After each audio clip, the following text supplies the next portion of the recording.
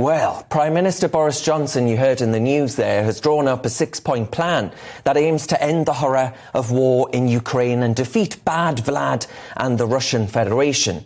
It's a crisis that's transformed the Prime Minister from looking as though he'd be a one-hit wonder, frankly, with a massive election victory, only to lose it all over Partygate. He's now back again, folks, to being a man right for the moment, leading the global response, it has to be said, to that invasion with, I think, the clarity of purpose and a nation united behind him. Quite remarkable scenes, actually.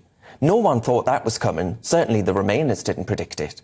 That's why I think it's time for the Prime Minister to make the case that the dangers this nation has faced, the coronavirus pandemic, and now the threat of nuclear holocaust with a territory seized in Russia, mean it's time to get serious on bolstering our self-reliance as a nation. We don't, in my view, grow enough, build enough, or rely on ourselves enough, because we're not able to. We found out during the pandemic that we're much too reliant upon Chinese supply chains. China lied and people died, yet we're still totally dependent on them for our everyday goods. We're now finding out during this war that we're much too reliant on others for our energy needs and even our food supply. Isn't it time that we look to bolster Britain's production of such important things?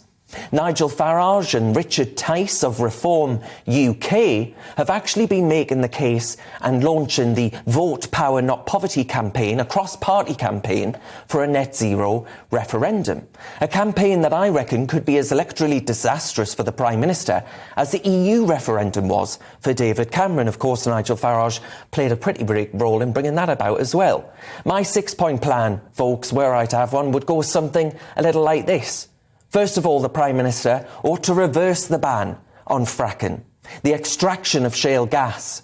We know that there's a golden opportunity, a rich seam of high-quality gas that can be used to heat our homes and power our economy. It means high-quality, high-skilled jobs right here in Blighty. Our economy is said to be hobbled by the extraordinary increase in the price of gas. Just have a look at these stats from the Spectator magazine's data section. Surely you cannot look at this. You cannot imagine the harm that these prices are going to cause. You cannot not imagine the businesses that are going to go under with the costs this high, and conclude that pursuing net zero and cementing, which is what's going to happen, folks, cementing over our fracking sites is a sensible thing to do. Boris, I say to you, come on, mate, it's time to get frack on track. Frack to our greener future. Or fracking hell, folks, are we in for one hell of a ride?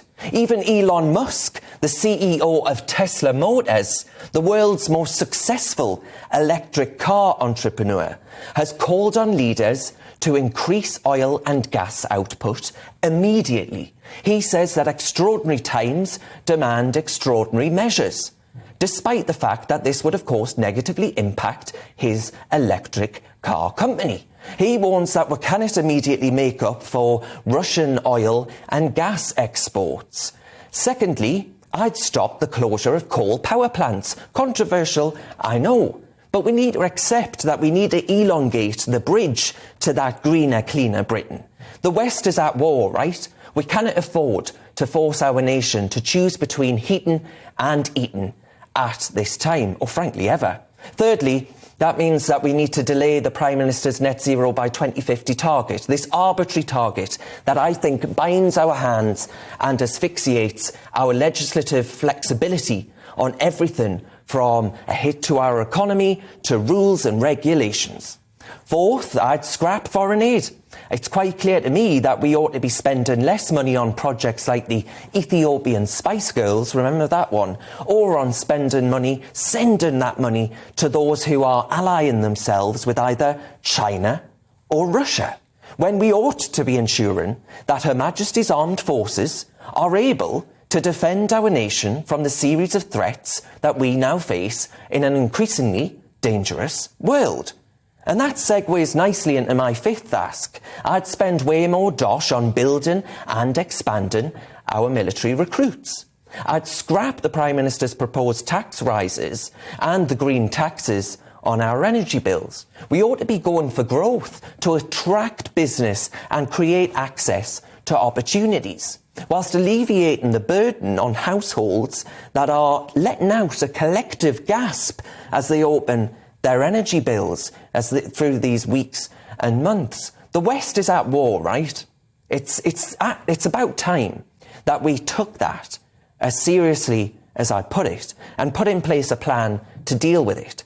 People need help, and they need it now. They don't need lofty sound bites about how a country that emits a mere 1% of global CO2 emissions is going green.